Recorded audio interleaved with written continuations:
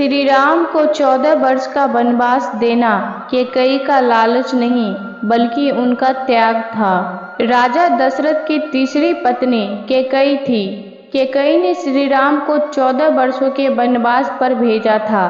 वैसे तो कैकेयी श्री राम और अपने बेटे भरत से बहुत प्रेम करती थी। जब कैकेयी ने श्री राम के लिए 14 वर्षों का वनवास मांगा था तब सब लोग बहुत हैरान हुए थे। कैकेयी के कारण ही श्री राम को 14 वर्षों का वनवास हुआ था, लेकिन इसके पीछे कैकेयी का लालच नहीं बल्कि उनका त्याग था। राजा दशरथ जब भी कभी युद्ध पर जाते थे तब अपनी सबसे छोटी पत्नी कैकेयी को साथ में ले जाते थे। इसका कारण यह था कि कैकेयी युद्ध कला जानती थी। वह अस्त्र शस्त्र और रथ चलाने में निपुण थी। जब राजा दशरथ बाली के साथ युद्ध करने गए तब भी कैकेयी उनके साथ थी। बाली को यह वरदान प्राप्त था कि जो भी शत्रु उनके सामने आकर युद्ध करेगा उसकी आधी शक्ति बाली को प्राप्त हो जाएगी। राजा दशरथ के साथ भी यही हुआ। परिणाम स्वरूप युद्ध में उनकी हार हुई।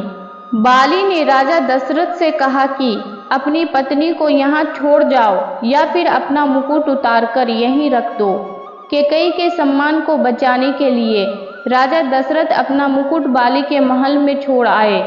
इस बात को कैकेयी कभी नहीं भूल पाई। वह इसके लिए कभी स्वयं को माफ नहीं कर पाई कि उनके पति को उनकी वजह से अपना मुकुट, जो किसी भी राजा के सम्मान का प्रतीक होता है, गंवाना पड़ा। यह मुकुट रघुकुल की शान थी। वह हमेशा इसी चिंता में रहने लगी कि कैसे वह मुकुट बाली के महल से वापस लाया जा सके।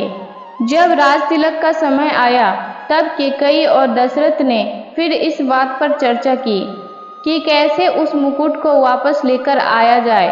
तब उन्होंने श्री राम को राज तिलक के बदले वनवास सौंप दिया और उनसे कहा कि बाली से वह मुकुट जरूर लेकर आना। जब श्री राम और बाली का युद्ध हुआ तब बाली को श्री राम से हार मिली। श्री राम ने उन्हें अपना परिचय दिए और उस मुकुट के विषय में पूछे। तब बाली ने उन्हें बताया कि रावण उनके महल से वह मुकुट लेकर भाग गया है। बाली ने कहा कि उनके पुत्र को श्री राम अपनी शरण में ले लें, वह उन्हें मुकुट वापस लाकर देगा। बाली का पुत्र अंगद श्री राम की सेना में शामिल हो गया और श्री राम का दूत बनकर रावण की सभा में पहुंचा। वहां उन्होंने अपने पांव जमा दिए और सभा में बैठे लोगों को अपना पैर हिलाकर दिखाने की चुनौती दी।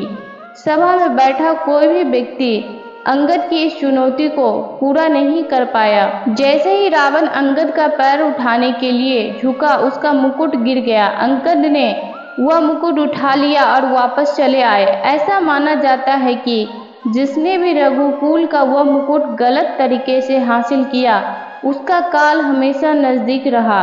पहले बाली और फिर रावण।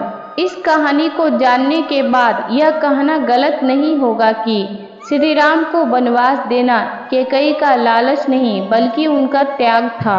वीडियो अच्छी लगी हो तो लाइक, शेयर और ऐसे ही वीडियो को देखने के लिए हमारे चैनल को सब्सक्राइब जरूर करें। धन्यवाद।